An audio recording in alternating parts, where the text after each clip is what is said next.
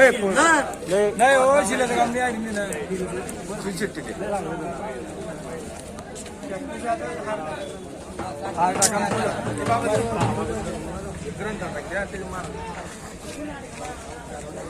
गोपाल कृष्ण भगवान की जय, शिवशंकर भगवान की जय।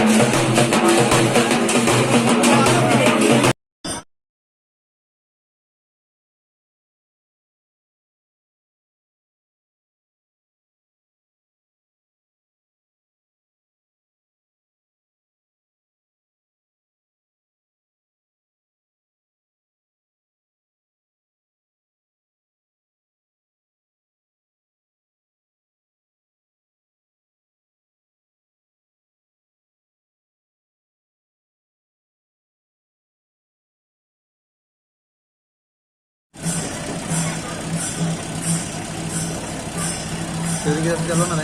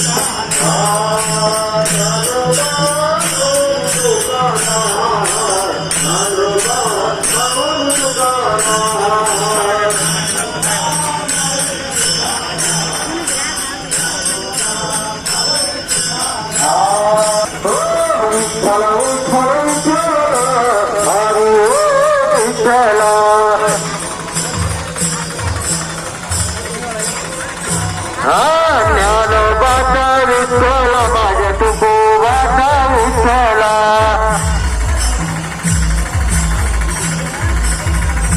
हरी विठ्ठल विठ्ठल विठ्ठल हरी विठ्ठल हरी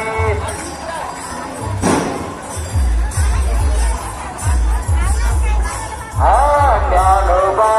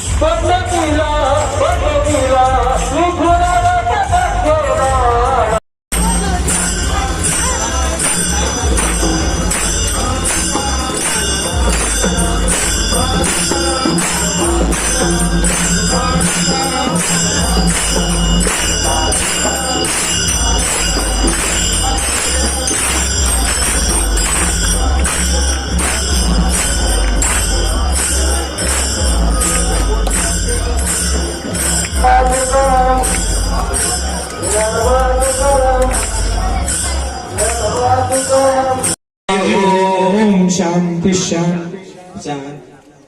पावकान सरस्वतीर्वाजे भीर्वाजिनेवति यज्ञं वस्तु धिया वसु सरस्वत्यै नमः सर्वोपचारार्थे गंधाक्षपुष्पादिभिः संपूज्य। बोले शिव शंकर भोलेनाथ भगवान की, शिव शंकर भोलेनाथ भगवान की जय। ओम नमः पार्वती पते हर हर महादेव।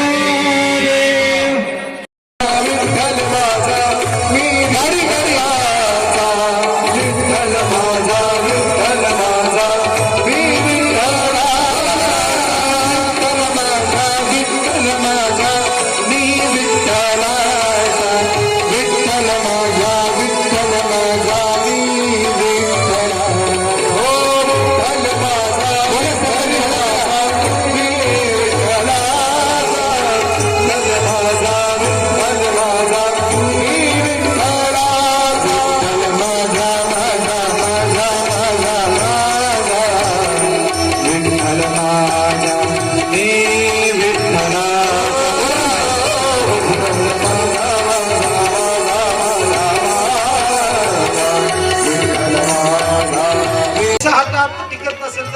माता भगिनी एकाकडे जातात, ब्राह्मण दादाकडे जातात.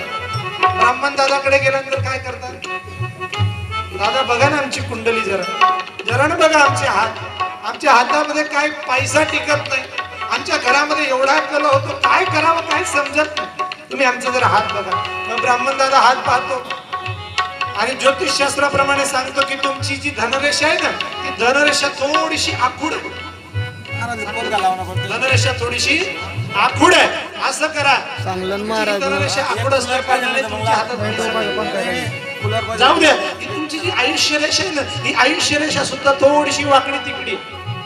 असं करा जेणेकरून काहीतरी तुम्ही केलं पाहिजे. मग आयुष्य रेषा वाकडी तिकडे म्हणून आयुष्य टिकत नाही, पैशांची रेषा आखूड आहे म्हणून पैसा टिकत नाही. मग ज्या ठिकाणी शास्त्र सांगतं की जो व्यक्ती कीर्तनामध्ये बसून कथेमध्ये बसून टाळी वाजवतो, अरे त्याची धनरेषा आखूड असणारी धनरेषा लांब होऊन जाते आणि ज्याची आयुष्य रेषा वाकडी तिकडी असते ती वाकडी तिकडी रेषा सुद्धा सरळ होऊन जाते. मग कोणाकोणाला पैसा पाहिजे, कोणाकोणाला वाटतं की आपली धनरेषा वाटली पाहिजे, फुकटचं धन वाढलं पाहिजे, त्याने भजनामध्ये टाळी वाजवा. ओ विठ्ठल माझा, विठ्ठल माझा बघा, पैसा सांगता बरोबर कशा टाळ्या वाटल्या. पैसा सगळ्यांना प्रिय आहे. कलियुगे महाराज प्रलोभन दिल्याशिवाय फायदा नाही. हो विठ्ठल माझा, विठ्ठल माझा विठ्ठलाचा, विठ्ठल माझा, विठ्ठल माझा मी विठ्ठलाचा, विठ्ठल माझा, विठ्ठल माझा मी विठ्ठलाचा, विठ्ठल माझा, विठ्ठल माझा मी विठ्ठलाचा. अजून एक कारण सांगू का तुमच्या फायद्याचं? एक कारण सांगतो. एका संताला मी विचारलं, म्हटलं महाराज तुम्ही म्हणतात की एका संताने सांगितलं जो कीर्तनामध्ये बसून टाळी वाजवतो त्याचे सगळे पाप निघून जातात. काय सांगितलं?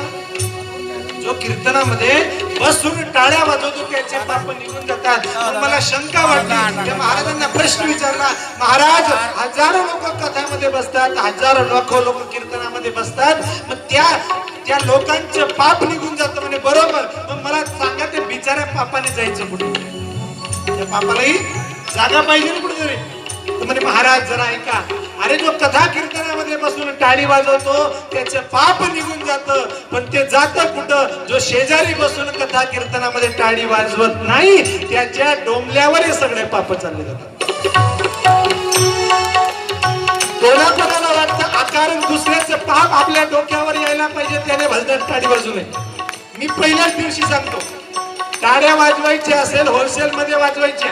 आपलं काही फॉर्च्युनर माल आपण विकत नाही, हा होलसेल वाल्यांची दुकानं लुटले जातात, याच्यात नवल नाही. मला असं वाटतं की तुम्ही इथून लुटून न्यावं ही माझी इच्छा आहे. म्हणून पहिल्याच दिवशी तुम्हाला सांगतोय, टाळ्या वाजवायच्या असतील तर होलसेल वाजवा. हो विठ्ठल माझा, विठ्ठल विठ्ठल माझा. पण मन घरच्या कल्पाला झटके देत असतं. अरे लावलं तर होतं, लागले मन चंचल, मन चंचल चपड जाता येता लगे वेड, जाता येता लगे वेड. मन चंचल चपड जाता येता लगे वेड, जाता येता लगे वेड. मन चंचल चपड जाता येता न लगे मेड. याला लगेच काही सेकंदामध्ये. आता काही लोक या ठिकाणी बसतात, काहींचे मन चपला शोधत असत, कोणी परत चपला तर नाही घालून जाणार. बरोबर, मन चंचल आहे. इथून तुम्हाला जर जळगाव जायचं असेल, भुसावळ जायचं असेल, यावर जायचं असेल तर काहीतरी तुम्हाला कपडे वगैरे व्यवस्थित करावे लागतील, तयारी करायला वेळ लागेल, गाडी घ्यावी लागेल, गाडीमध्ये पेट्रोल टाकावं लागेल आणि मग कुठेतरी 1 तासाने आपल्याला प्रवास करून आपण यावल किंवा भुसावळ. मनाला आदेश द्या, हो अमेरिकेमध्ये 1 सेकंदामध्ये, 1 सेकंदामध्ये जर उडी मारली तर मन घरी पण जाईल आणि घरून अमेरिकेमधून जाऊन परत पण येईल. याला म्हणावं. म्हणून कथा श्रवण करणं खूप भाग्याची गोष्ट आहे. आणि कथा मन लावून ऐकणं आणि मन देऊन ऐकणं हे पण खूप महत्त्वाचं आहे. म्हणून कथा श्रवण करा. कथा चित्तरंजनाचं साधन आहे, कथा मनोरंजनाचं साधन आहे. नाही तर काही काही लोकांना टाइमपास खूप आवडतो. काही काही असे अनुभव येतात. मायबाप आम्हाला तिकडे नंदुरबारला माझी कथा होती. काही काही लोकांना अशी सवय असते, जे म्हातारे बाबा असतात, आता आपल्याकडची नाही तिकडची गोष्ट सांगतात. घरी सुनबाई त्रास देते, नातवंड त्रास देतात, सकाळी झोप होत नाही, रात्री झोप होत नाही, दुपारी झोप होत नाही. मग कुठेतरी कथेचं आयोजन असलं ना, तर हे मंडळी काय करतात, कथेच्या ठिकाणी जाऊन मस्तपैकी एखादा मंडपाचा खांब बघून येतात. त्या मंडपाच्या खांबाला मस्तपैकी टेकून बसतात आणि आजूबाजूला काय चालू आहे, कथाकार महाराज काय सांगतोय त्यांना काही घेणं देणं राहत. ते मस्तपैकी अशा टेका देऊन मस्तपैकी झोपून जातात आणि शेजारच्याला सांगून देतात, महाराजांची कथा संपली की मला उठून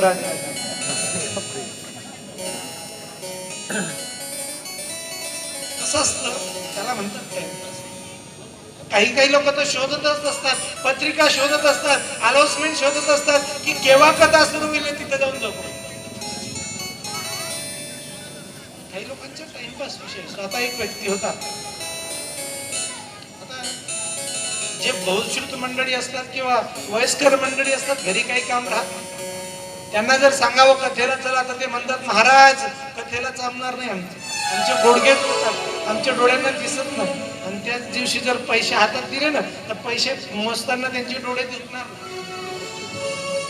ते कुठे जातात ना, झाडी करायला. याची झाडी त्याच्याजवळ, त्याची झाडी त्याच्याजवळ. कोणाची? कुठं?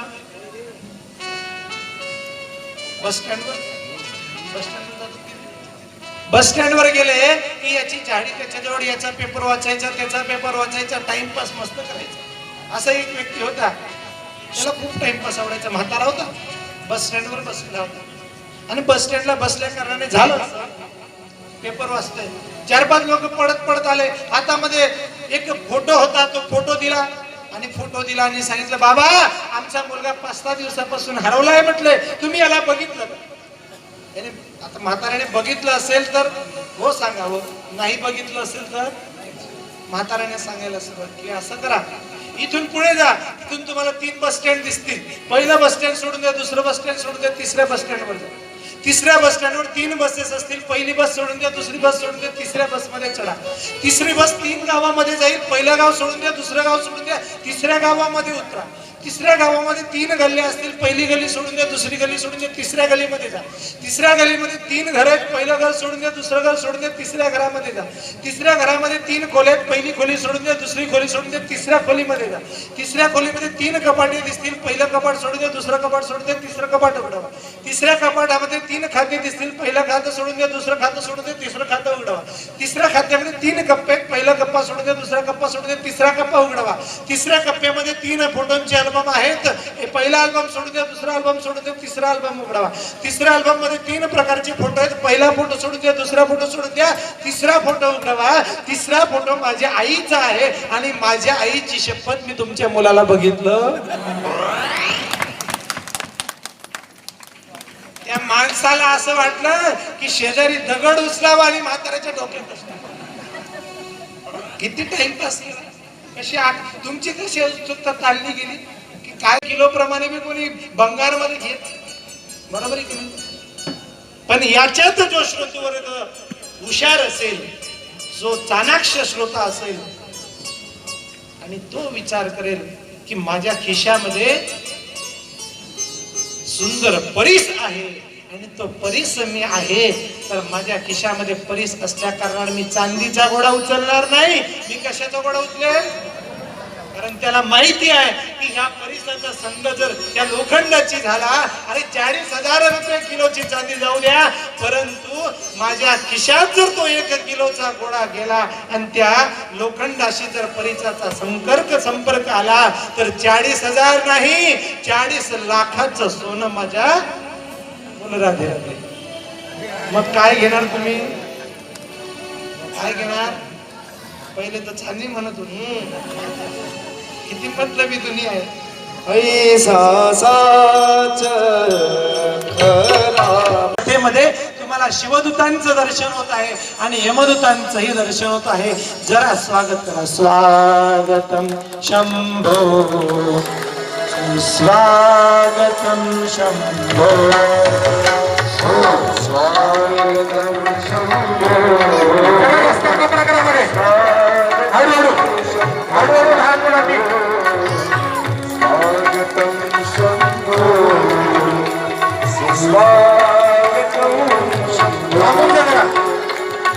स्वागतं सुस्वागतं शरणागतं शंभो. स्वागतं शरणागतं स्वागतं सुस्वागतं स्वागतं शंभो. स्वागतं सुस्वागतं शरणागतं शंभो. स्वागतं शंभो सुस्वागतं स्वागतं शंभो सुस्वागतं शंभो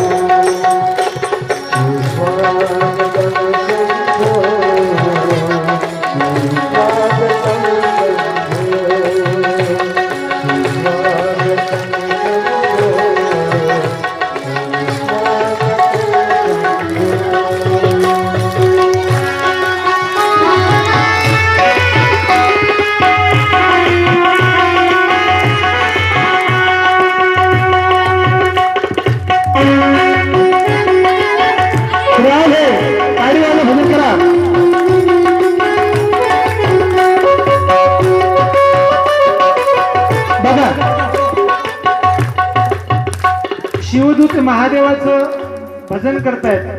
मेरे बाबा की जय हो. दोघं म्हणले तुम्ही बोला, माझ्या मागे बोलायचं. मेरे बाबा की जय हो. भोले बाबा की जय हो. जय हो शंभुनाथ. जय हो शंभुनाथ. चला यमदूत पुढे या. यमराज की जय हो. पुढे बघा. यमराज की जय हो.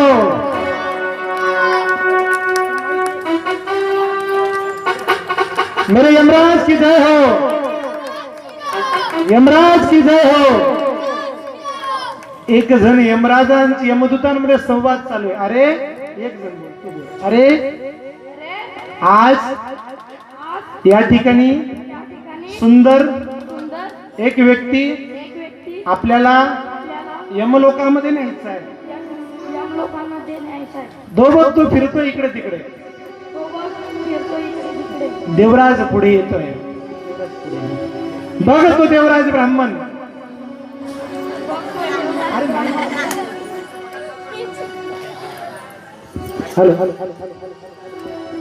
बघतो देवराज ब्राह्मण. बघतो एवढाच देमरा. कितीतरी पाप केले. कितीतरी पाप केले. अरे अरे असं एकही पाप सुटलं नाही असं एकही पाप सुटलं नाही जे त्याने केलं नाही. जे त्याने केलं नाही.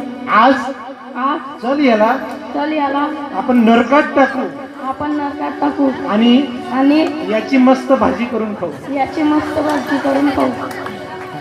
तेवढ्याच नेतायत त्याला नेतायत. तेवढ्याच बरोबर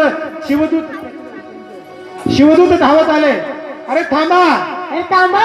अरे याला आम्ही शिवलोकामध्ये नेतो म्हणून तुम्ही थांबा. म्हणून तुम्ही थांबा. अरे याने याने शेवटपर्यंत शेवटपर्यंत जरी पाप कर्म केलं असेल तरी मरणाच्या क्षणी यांनी भगवान महादेवाची सुंदर कथा ऐकली. म्हणून यमलोकामध्ये जायचा भागीदार नाही. तर याला आम्ही शिवलोकामध्ये नेतोय. ओम नमः शिवाय. अरे बाबा की जय हो. मेरे भोले की जय हो. टाळ्या वाजवायच्या बरं या पात्रकारांसाठी.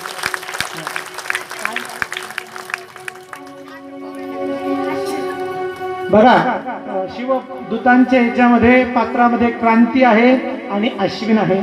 त्याचप्रमाणे यमदूतांच्या पात्रामध्ये भावेश, पवन आणि देवराज ब्राह्मणाच्या पात्रामध्ये गौरव. सगळ्यांनी परत एकदा यांच्यासाठी टाळ्या वाजवायच्या गौरव.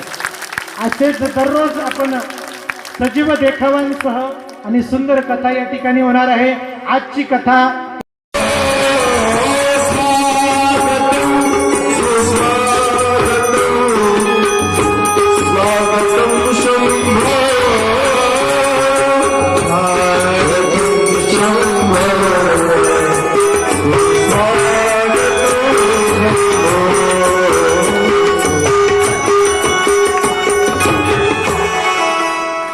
भवानी मातांना रजा भेटलेली आहे आज. भवानी माता म्हणे कैलासामध्ये एवढी सेवा करायची, एवढी सेवा करायची. आज मला काही भवानी मातेला रजा भेटली. म्हणजे इथं भवानी माता काही आल्या. कोण आहे? चंचुला आहे. आणि चंचुले सोबत जी प्रेत योनीमध्ये असणारा बिंदुंग आहे, अर्धनारेश्वर त्या ठिकाणी आहे. आणि ही चंचुला आज सगळ्यांना त्या ठिकाणी घाबरवते. आणि आज आनंद झालाय आणि आनंद विभोर होऊन भगवान महादेवाची भक्ती करते, भगवान महादेवाचं भजन करते. आपणही सगळ्यांनी उठून दोघं हात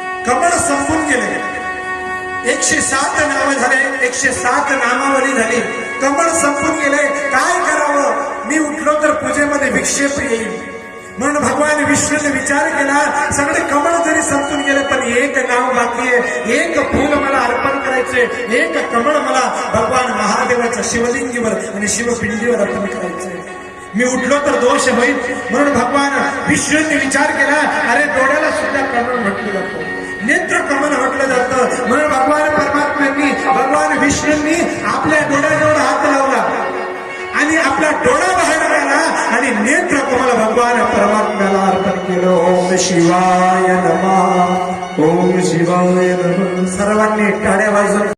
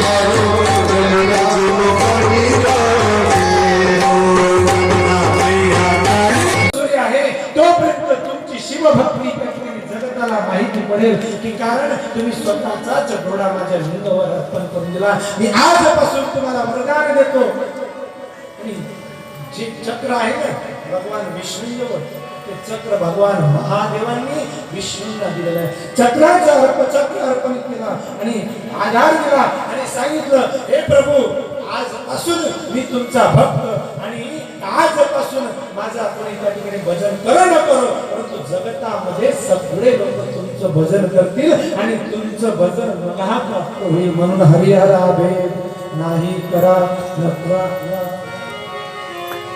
म्हणून भगवान विष्णूंची जी जो व्यक्ती आराधना करतो त्याला भगवान शिवाची भक्ती केल्याचं पुण्य प्राप्त होत असतं असं शिव महापुराण सांगतो म्हणून भगवान महादेवाची आराधना करा मग भगवान विष्णूने विनंती केली की हे प्रभू आज तुम्ही इथं मला उपस्थित झालात माझी एक इच्छा आहे की तुम्ही या ठिकाणी ज्योतिर्लिंग स्वरूपाने उपस्थित राहा म्हणून भगवान महादेवांनी त्या ठिकाणी भगवान विष्णूंनी आराधना केली की हे देवा तुम्ही या ठिकाणी उपस्थित राहा भगवान महादेव स्वतःच आत्मलिंग त्या ठिकाणी प्रकट करतात आणि ते आत्मलिंगाचं नाव आहे बोले हरेश्वर महादेव की जय पुढे आपल्याला सुंदर तो भाग घ्यायचा आहे परंतु या ठिकाणी मला त्याचा जास्त उल्लेख नाही करायचा त्या हरीने पूजा केली हरीचा ईश्वर म्हणून त्याचं नाव हरेश्वर बोले हरेश्वर महादेव की भगवान महादेवाची पूजा करता भगवान महादेवाची जर पूजा केली तर सर्व मनोवांछित फल प्राप्त होत असतं लक्षात घ्या आज सोमवार आहे माझं सगळ्यात आवडतं भजन तुमच्या समोर प्रगट करायचा प्रयत्न करतो साऊंड सिस्टीम बरोबर नाही बघूया तरी प्रयत्न करूया माझा घसा बसला सगळ्यात समोर असणाऱ्या सगळ्या माता भगिनींचं आवडतं पात्र देवतांपैकी कुठलं असेल तर भगवान महादेव सगळ्यांनी दादल्या टाळी वाजवा आणि भगवान महादेवाचं भजन करू भोलेनाथ सैनी राधा भोलेनाथ सैनी राधा महादेव सैनी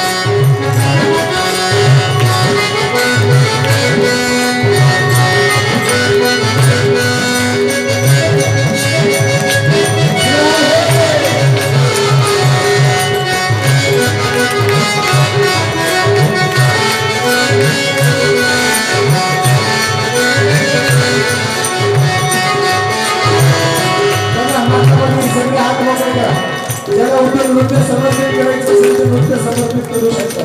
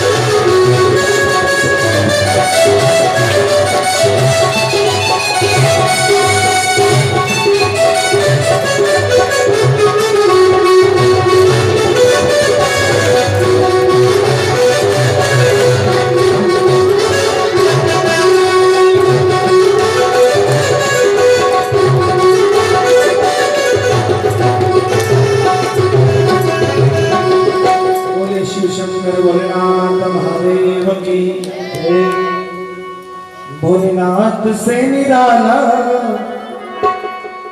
गौरीनाथ से निराला कोई और नहीं, मेरे महादेव से निराला कोई और नहीं. माझा महादेव लक्षात घ्या, माझा खूप घोडा आहे.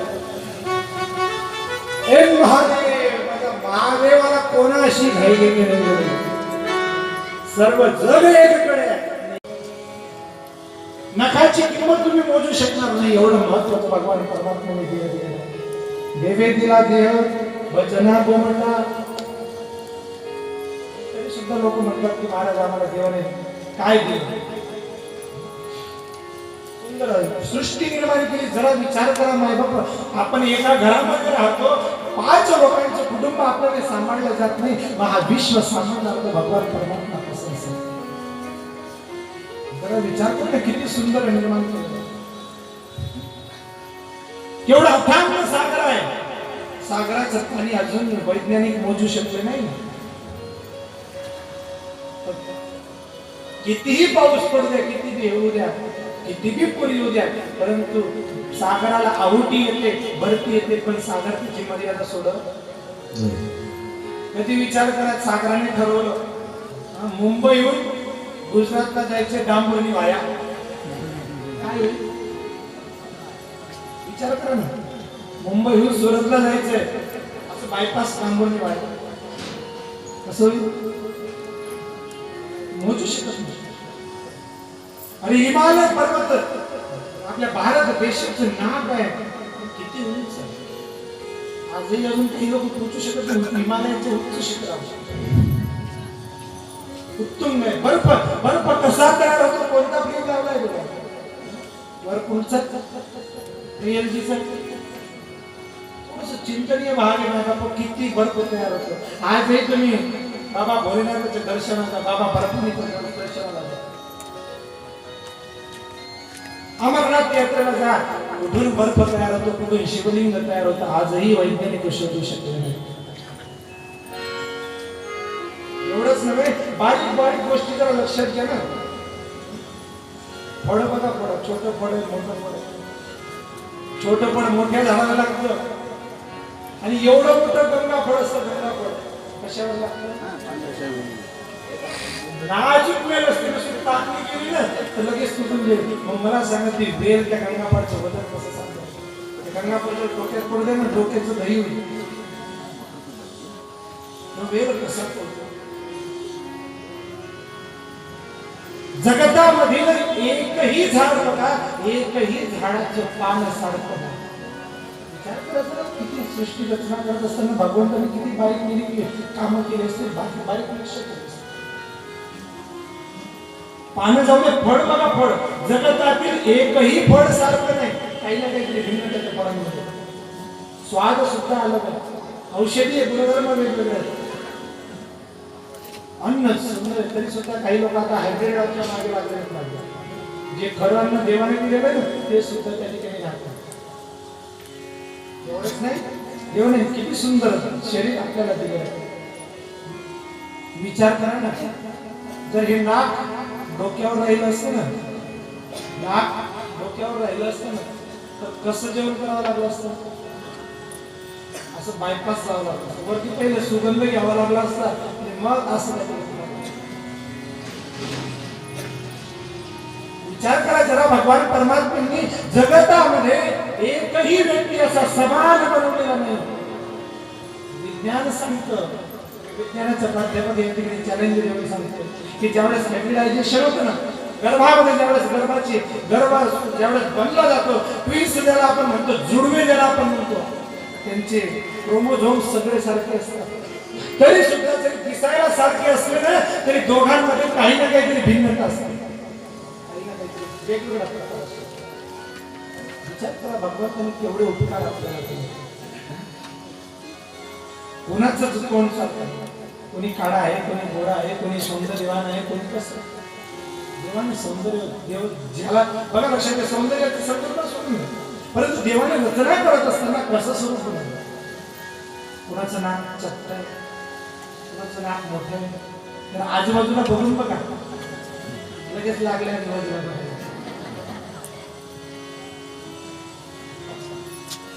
अरे शरीर म्हणजे पारस्य खाणे मी कालही सांगून गेलो. याला जर संतांची संगती लागू द्या ना तर माणसाच्या जीवनाचा उद्धार होईल. पशु का हो तो पनिया नर का कचुना हो तर नर जो करणी करे नर का नारायण हो. म्हणून माणसाने जीवनच त्या ठिकाणी हे जीवन चांगल्या ठिकाणी अर्पण करायचं. नाही तर माणूस काय करायला उद्विग्न होऊन जाईल काय सांगता येत नाही. कोणी कुठून आत्महत्या करतो, कोणी आपल्याला बिल्डिंग वर उडी मारतो, कोणी लक्षात रेल्वेच्या खाली जातो, कोणी फाशी करतो. माझे हात जोडून पवित्र व्यासपीठावरून म्हणले अरे देवाने देह इतका दिलाय, एवढं दुःख आहे ना, दुःख सहन करा, सहन करायची ताकद ठेवा. जर दुःख नाही राहिलं तर सुखाची कल्पनाच नाही. जीवन एक फूल है, प्रेम उसकी कली है, उसे ना समझे तो सबसे बड़ी भूल है. जास्त महिलांमध्ये हा रोग दिसतो. तुम्ही थोडस टोमणे मारलं ना लगेच महिला म्हणजे मी मरून जाईल, चेटून जाईल, आमक करून येईल, तसं करून हात जोडून रागाला थोडस इकडून तिकडून फिरवा, पण आपल्या शरीराचा नासाडी करण्याचा. संत वर्णन करतात जो आत्महत्या करतो ना त्याला पाप आणि पिछट चेहऱ्यामध्ये जावं लागतं आणि स्वतःच्या जीवनामध्ये भटकू नका. सुखदेवजी महाराजांच्या परीक्षितला सुखजी महाराज शौनकाधिकांना सुंदर वर्णन करतात की भगवान महादेवाने आणि महादेवाच्या आदेशांतर सुंदर सृष्टी निर्माण झाली आणि मग मात्र तिघ देवता ब्रह्मा विष्णू आणि महेश हे तिघ देवता ही सृष्टीची रचना पाहतात. आणि या धर्ममंडपामध्ये या महादेव भगवान परमात्मा महादेव भगवान विष्णू ब्रह्मदेव त्या ठिकाणी या धर्ममंडपामध्ये येतात. जरा रस्ता मोकळा करून द्या आणि भगवान महादेवाचं स्वागतम शंभो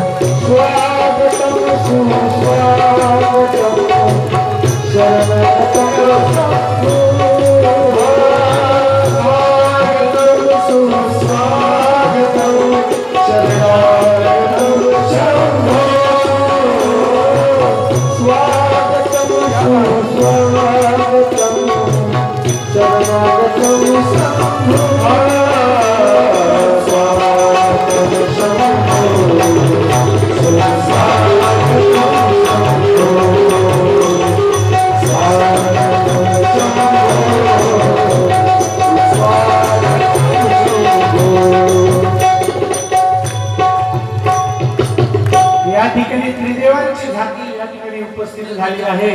जी ओ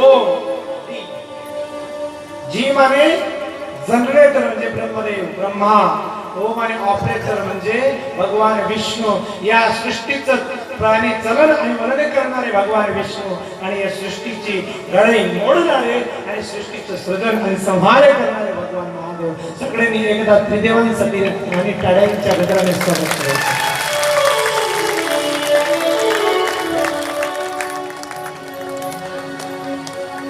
ब्रह्मदेवाच्या पात्रेमध्ये आहेत आमचे सुधाकर दादा, दिवाकर दादा, दिवाकर दादा. भगवान विष्णूच्या झाकीमध्ये आहेत मनोज दादा, मनोज दादा ना. आणि भगवान शंकरांच्या झटकीमध्ये आहेत आमच्या ज्ञानेश्वर बाबा. एकदा जोरदार टाळ्या व्हायला पाहिजे. ब्रह्मदेवाचं काम आहे सृष्टीची उत्पत्ती करणे. भगवान विष्णूंचं काम आहे या सृष्टीचं चरणवलन करणे. आणि माझ्या महादेवाचं काम आहे त्या सृष्टीचा विनाश करणे, चलनवलन आणि त्या सृष्टीची घडी मोडणे. एकदा का सृष्टीमध्ये विनाश निर्माण व्हायला लागला त्यावेळेस भगवान महादेव त्या सृष्टीचा विनाश करतात. मी काय आणतो परत एकदा संध्याकाळची सूचना, दुपारची सूचना परत मी सांगतोय. दुपारी खूप महत्वाचा या शिव महापुराण ग्रंथाचा आणि कथेचा प्राण सुरू होतोय. दुपारच्या सत्रामध्ये ठीक 5 वाजता सखी जन्मोत्सव सोहळा त्या ठिकाणी साजरा करणार जाणार आहे. ज्याप्रमाणे भागवतामध्ये कृष्ण जन्मोत्सव सोहळा साजरा केला जातो त्याचप्रमाणे ह्या धर्ममंडपामध्ये जगाच्या चालक मालक ब्रह्मांड नायकाची पत्नी जगदंबा भवानी या ठिकाणी उपस्थित होणार आहे. त्यांचा जन्मोत्सव सोहळा या ठिकाणी होणार आहे. जास्तीत जास्त संख्येने आपण उपस्थित राहा. सोबत नवदुर्गाची झाकी जी आपण नवरात्रीमध्ये नवदुर्गा होईल ती नवरास क्रीडा त्या ठिकाणी खेळली जाईल नवरात्रीची. आपण जास्तीत जास्त संख्येने उपस्थित राहा. माझ्या तरुण बांधव आणि भगिनींना एक विनंती, या धर्ममंडपाला पूर्ण सजवून टाका. ज्याप्रमाणे एखाद्या घरामध्ये आनंदोत्सव साजरा होतो, आपल्या घरामध्ये जर बाळ जन्माला येत असेल ना तर आनंद आपल्याला होत असतो. त्याचप्रमाणे आपण या ठिकाणी आनंदोत्सव साजरा करायचा आहे. दुपारून सगळ्या माता भगिनींनी पैठणी, शालू जे काही असेल सुंदर, ज्याप्रमाणे देवी आहे ना देवीप्रमाणे तुम्हाला बनवून यायचं. आपण बाहेर जाताना कसं सौंदर्यवश होतो, इथं सौंदर्यवानी यायचंय, सौंदर्याच्या संकल्पनेने यायचंय. आपण शालू नेसा, पैठणी नेसा. माझ्या बांधवांना एक विनंती, नवे कपडे या ठिकाणी, कारण जन्मोत्सवाचा आनंद आपल्याला साजरा करायचा आहे. आयोजकांना माझी एक विनंती, सगळ्यांनी पांढरे कपडे घालून यायचे. पहिल्या दिवशी जसे तुम्ही घालून येतात ना तसे पांढरे कपडे, सगळ्यांच्या डोक्यावर टोपी असली पाहिजे आणि आनंद आपल्याला साजरा करायचा आहे. माझ्या भगिनींना एक विनंती, इथं पाडणा ठेवला जाईल, पाडण्याच्या अवतीभोवती रांगोळी काढा, त्या पाडण्याला सजवा. माझ्या आयोजकांना विनंती की तुम्ही समोर बसायचं, या धर्ममंडपाला सजून द्यायचं. नवदुर्गा या ठिकाणी उपस्थित राहतील. आणि एक परत विनंती आहे, ज्यावेळेस तुम्ही लहान बाळाचं दर्शन करायला जातात त्यावेळेस आपण खाली हाताने जात तर धर्ममंडपामध्ये जो पाडणा ठेवला जाईल ना 1-1 ग्रॅमची मुंदी घेऊन यायची.